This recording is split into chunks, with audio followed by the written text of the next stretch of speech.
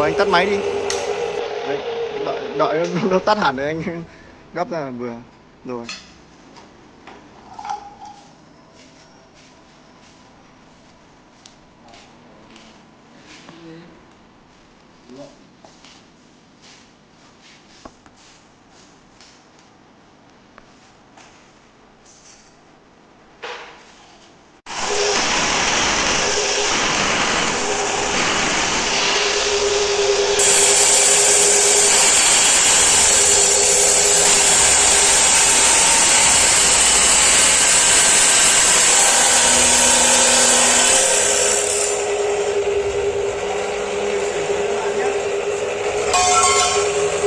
Rồi anh tắt máy.